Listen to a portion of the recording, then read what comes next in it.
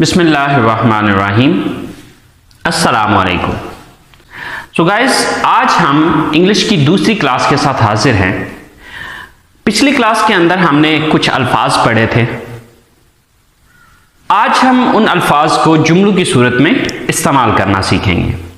देखिए, जब भी हम बात करते हैं तो हम वो बात जुमलों की सूरत में कर रहे होते हैं। बेसिकली जुमला या सेंटेंस क्या होता है?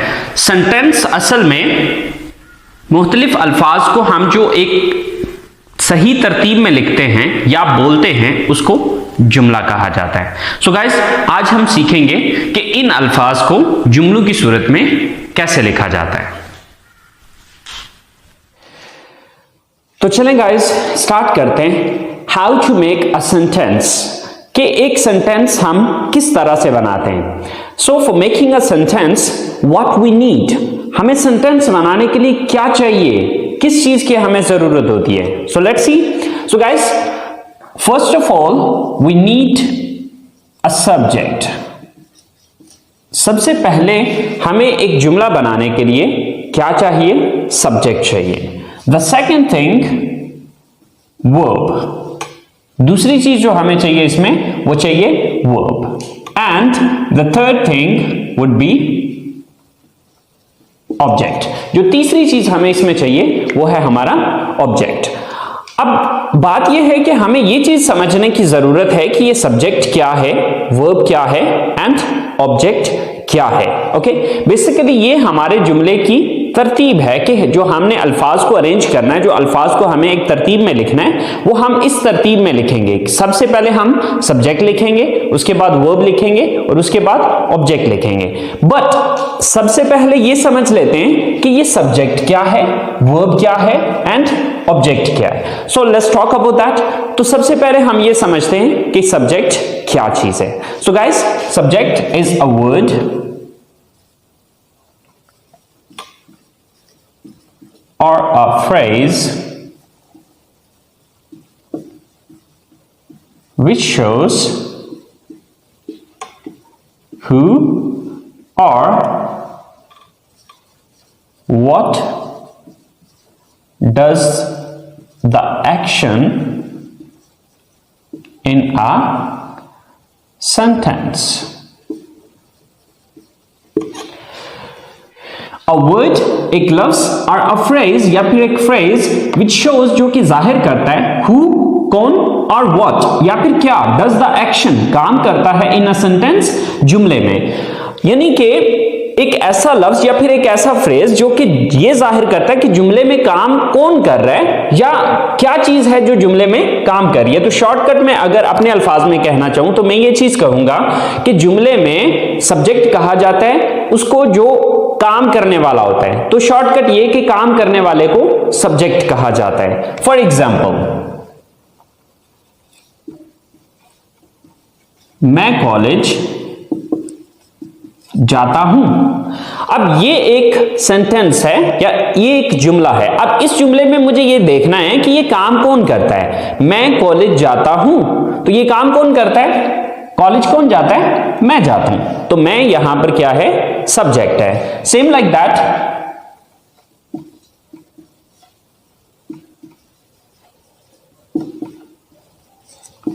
हम क्रिकेट खेलते हैं। अब हम क्रिकेट खेलते हैं, इस जुमले के अंदर ये काम कौन करता है? क्रिकेट कौन खेलता है? हम खेलते हैं। सो हम यहां पर सब्जेक्ट है।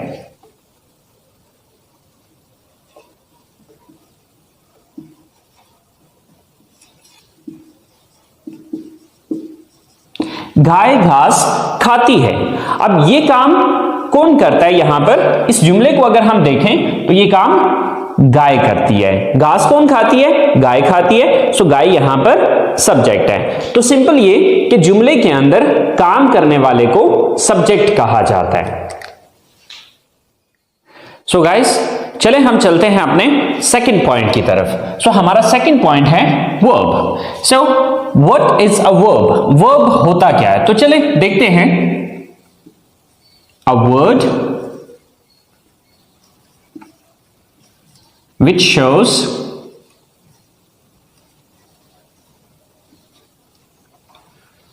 the action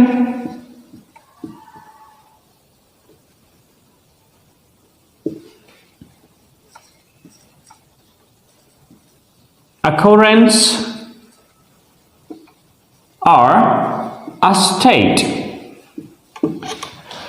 A word, एक लफ्ज which shows, जो कि जाहिर करता है the action, किसी एक्शन को, occurrence, किसी वाक्य को, और a state, या फिर किसी हालत को. Okay, so for example,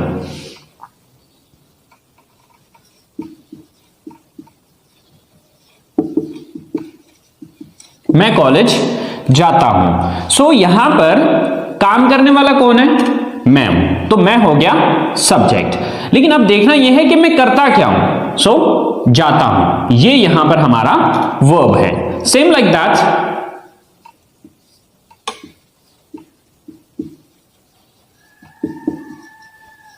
हम क्रिकेट खेलते हैं. ये काम कौन करता है? हम करते हैं. तो हम हो गए सब्जेक्ट.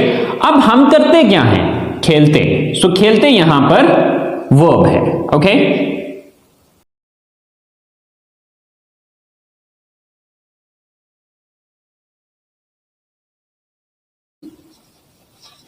आप इंग्लिश सीखते हैं. ये काम कौन करता है? आप करते हैं. तो आप हो गए सब्जेक्ट. लेकिन आप करते क्या हैं? सीखते हैं. तो सीखना वर्ब है. ओके, अगर मैं शॉर्टकट अपने अल्फाज में इस चीज को बयान करूं तो वर्ब कहा जाता है जुमले के अंदर जो भी काम हो रहा होता है. यानी कि सिंपली पहले नंबर पे आपने ये देखना है कि काम करने वाला कौन है. कौन है जो एक्शन को सर अंजाम दे रहा है या काम को सर अंजाम दे रहा है. फिर दूसरे नंबर पे काम कर क्या रहा है. ठीक है, तो वर्ब हो गया कोई भी काम. तो सेकंड नंबर पे जो आपने चीज लिखनी होती है वो है वर्ब. सो हमारी तीसरी चीज है ऑब्जेक्ट. सो ऑब्जेक्ट क्या है? अ वर्ड और अ फ्रेज which is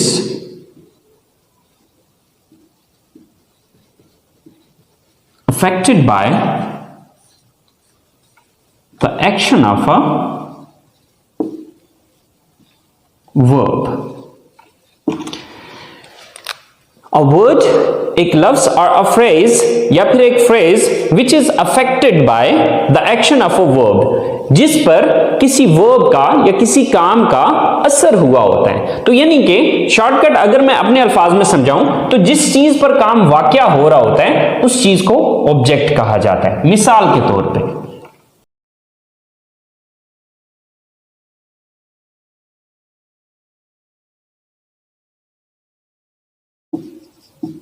मैं इंग्लिश पढ़ाता हूं.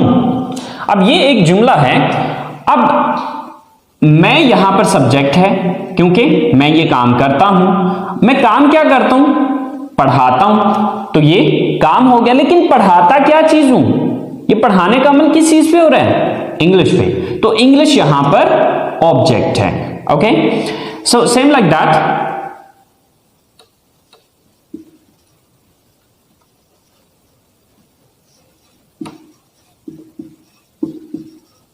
गाय घास खाती है. सो ये काम कौन करता है? गाय करती है. सो गाय सब्जेक्ट है. काम क्या करती है? खाती है. सो ये वर्ब है. लेकिन खाती क्या चीज है? ये खाने का अमल किस चीज पे हो रहा है? घास पे हो रहा है. तो घास जो है ये ऑब्जेक्ट है. ओके, सो आपने ये चीज याद रखनी है कि हमारा जो ऑब्जेक्ट है वो क्या चीज है? जिस चीज पर काम वाक़या हो रहा है. ओके, अगर मैं सादा अल्फाज में इस स्ट्रक्चर को समझाना चाहूं तो सिंपल मैं ये कहूंगा कि सब्जेक्ट काम करने वाला, वर्ब काम, एन ऑब्जेक्ट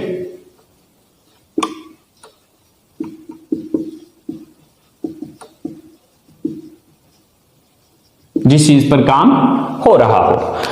जब भी आपने एक उर्दू जुमले को इंग्लिश में लेके आना है तो उसके लिए आपने इस तरतीब को फॉलो करना है या इस ऑर्डर को, इस अरेंजमेंट को फॉलो करना है कि सबसे पहले आपने उर्दू जुमले के अंदर ये चीज देखनी है कि इस जुमले में काम कौन कर रहा है. सबसे पहले उसकी इंग्लिश लिखनी है. दूसरे नंबर पे फिर ये देखना है कि ये बंदा या ये चीज काम क्या करती है. उसकी इंग्लिश लिखनी है और उसके बाद फिर तीसरी चीज आ जाएगी कि ये चीज नोटिस करनी है कि किस चीज पर वो काम करता है। ओके, इस तरतीब को फॉलो करते हुए आप हजारों के हिसाब से जुमले खुद से बना सकते हैं अगर आपको उन अल्फाज की इंग्लिश आती हो। तो चलें गाइस, कुछ एग्जांपल्स देखते हैं, कुछ उर्दू स्टेटमेंट्स बनाते हैं और उनको इंग्लिश में ट्रांसलेट करके देखते हैं। तो सो गाइस शुरू करते हैं। ये हमने कुछ 4-5 स्टेटमेंट्स लिखी हैं। अब इन स्टेटमेंट्स को हम इंग्लिश में ट्रांसलेट करके देखते हैं। सो गाइस हमने फॉलो करना है इस स्ट्रक्चर को। ओके, तो अब देखिए कि सबसे पहले हमें क्या लिखना है। अब इस जुमले को हम इंग्लिश में ट्रांसलेट करना चाह रहे हैं, तो सबसे पहले हम ये चीज देखेंगे कि इसमें सब्जेक्ट कौन है। सब्जेक्ट किसको कहते हैं? काम करने वाले को। मैं किताब पढ़ता हूं, तो अब इसमें सबसे पहले मैं ये नोटिस करूंगा कि ये काम कौन करता है इस जुमले में। तो ये किताब कौन पढ़ता है? तो किताब कौन पढ़ता है? मैं पढ़ता हूं। तो मैं की इंग्लिश सबसे पहले लिखी जाएगी। तो मैं की इंग्लिश क्या है? आई। ओके, इसके बाद सब्जेक्ट मैंने लिख दिया। इसके बाद दूसरी चीज आ जाएगी वर्ब। वर्ब किसको कहा जाता है? काम को कहा जाता है। तो अब देखना यह है कि मैं काम क्या करता हूं। तो मैं पढ़ता हूं। मैं किताब पढ़ता हूं, तो मैं काम कौन सा करता हूं? पढ़ता हूं। तो अब दूसरे नंबर पे जो मुझे इंग्लिश लिखनी होगी वो पढ़ना की इंग्लिश है। तो पढ़ना की इंग्लिश क्या है? रीड। I read. दो चीजें होगी। अब तीसरी चीज कि पढ़ता क्या हूं, ये पढ़ने का अमल किस चीज पे हो रहा है। अब देखिए इसकी इंग्लिश में लिख चुका हूं, इसकी इंग्लिश भी हो चुकी है। तो ये पढ़ने का अमल किस चीज को पढ़ा जा रहा है? किताब को पढ़ा जा रहा है। तो किताब की इंग्लिश तीसरे नंबर पे आ जाएगी। तो किताब की इंग्लिश होती है बुक। तो आपकी यही स्टेटमेंट जो आप उर्दू में ये कह रहे हैं कि मैं किताब पढ़ता हूं, इंग्लिश में ये होगा I read book. Okay, same like that.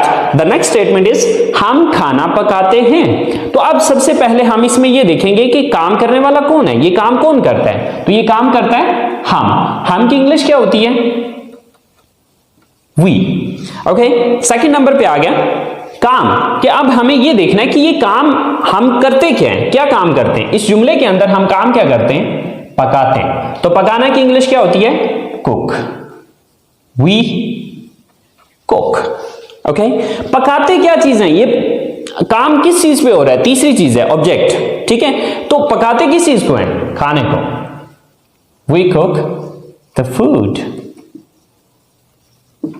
Okay, so your statement is complete. हम खाना पकाते हैं। In English we cook the food. हम खाना पकाते हैं। Same like that we move to third statement. और थर्ड स्टेटमेंट इज आप इंग्लिश बोलते हैं। सो सबसे पहले ये देखना है कि ये काम कौन करता है। सबसे पहले सब्जेक्ट देखना है, काम करने वाला कौन है? आप है। आपकी इंग्लिश क्या है? यू। ओके, काम क्या करते हैं? बोलते हैं। Sir speak. थर्ड थिंग कि बोलते क्या है? English. Sir English. So your complete statement is you speak English. वो कपड़े खरीदती हैं, मतलब वो काम कौन करता है? वो, यानी कि वो ज्यादा है, वो लेडीज हैं, वो लड़कियां हैं। सर वो जमा की इंग्लिश क्या होती है? they। फिर काम क्या करती हैं? वो खरीदती हैं, buy। they buy। खरीदती क्या चीज है? कपड़े। sell clothes। they buy clothes। वो कपड़े खरीदती हैं। Same like that the last statement is Asim और आमिर क्रिकेट खेलते हैं। सो काम कौन करता है? आसिम एंड आमिर। आसिम एंड आमिर ये दोनों काम करते हैं। सो सबसे पहले हमने सब्जेक्ट लिखा, देन काम क्या करते हैं? खेलते हैं, प्ले। क्या चीज खेलते हैं? Cricket. So, Asim and Aamir play cricket. Asim और आमिर क्रिकेट खेलते हैं। सो गाइस, आपने मेन आपकी ये स्ट्रक्चर है। If you understand this thing, this is really really important. ये बहुत इंपॉर्टेंट चीज है। अगर आप इस चीज को अंडरस्टैंड कर लेते हैं तो हजारों के हिसाब से जुमले आप खुद से बना सकते हैं। It's not difficult, it's very simple, very easy. Okay, if you understand this thing, this is the main point, ये हमारा मेन पॉइंट है। और अगर आप इस चीज को समझ जाते हैं तो आप आसानी से हजारों के हिसाब से जुमले बना सकते हैं, अगर इन अल्फाज की आपको इंग्लिश आती हो। ओके, सो गाइस, आज हमने सीखा कि एक सिंपल सेंटेंस बनाने के लिए हमें किन चीजों की जरूरत होती है। तो हमने समझा कि हमें 3 चीजों की जरूरत होती है। Number 1 subject, number 2 verb and number 3 object. Subject मैंने बताया कि काम करने वाले को सब्जेक्ट कहा जाता है। ये आपकी सबसे पहली चीज है जो आपने उर्दू से इंग्लिश में ट्रांसलेट करते हुए सबसे पहले नंबर पे रखनी है। दूसरे नंबर पे आ जाएगा वर्ब। वर्ब कहा जाता है किसी भी एक्शन या किसी भी स्टेट को, मतलब किसी भी काम को आप सिंपल अपने अल्फाज में काम कह सकते हैं। कि देखना यह है कि जो काम करने वाला है वो काम क्या कर रहा है। और फिर तीसरे नंबर पे ऑब्जेक्ट, यानी कि ये काम किस चीज पर हो रहा है। बस ये तरतीब आप अपने जहन में रखें और इस तरतीब को मद्देनजर रखते हुए आप हजारों स्टेटमेंट्स आसानी से खुद से बना सकते हैं। सो गाइस, ये आप लोगों का होमवर्क है। 10 स्टेटमेंट्स हैं जो कि एज अ होमवर्क मैं आप लोगों को दे रहा हूं। ओके, सबसे पहली स्टेटमेंट है हम किताबें खरीदते हैं। नंबर 2 वो म्यूजिक सुनते हैं। नंबर 3 आप फिल्में देखते हैं। नंबर 4 मैं बर्गर पसंद करता हूं। नंबर 5 हम चाय पीते हैं। नंबर 6 आप कंप्यूटर इस्तेमाल करते हैं। नंबर 7 मैं फुटबॉल खेलता हूं।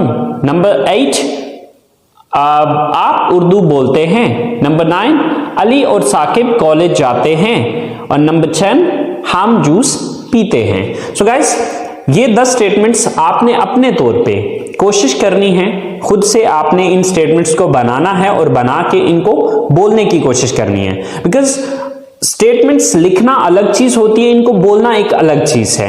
सो हम बात कर रहे हैं स्पीकिंग की। ओके, सो आप जितना ज्यादा आप इन अल्फाज को, इन जुमलों को अपनी जुबान से अदा करेंगे उतना ज्यादा आपकी रवानी बनती चली जाएगी। सो गाइस, कल ये स्टेटमेंट्स मैं खुद भी बना के आपको बताऊंगा, तो आप देख लीजिएगा कि आपने उन स्टेटमेंट्स को कैसे बनाया था और मैंने इन स्टेटमेंट्स को कैसे बनाया है। अगर कोई थोड़ी बहुत मिस्टेक हो गई है, डजंट मैटर, स्टार्ट है, स्टार्ट में डेफिनेटली थोड़ी बहुत मिस्टेक्स होंगी, बट कोई मसला नहीं है। आपने कोशिश करनी है अपनी तरफ से इस काम को करने की, and with the passage of time इंशाल्लाह आप अपने अंदर चेंजेस देखेंगे कि आप इस चीज को इंप्रूव कर रहे हैं। सो गाइस, उम्मीद करता हूं आपके आज के लेसन को आप लोगों ने एंजॉय किया होगा, एंड इंशाल्लाह जिंदगी रही तो मुलाकात होगी आपसे अगले लेसन के साथ।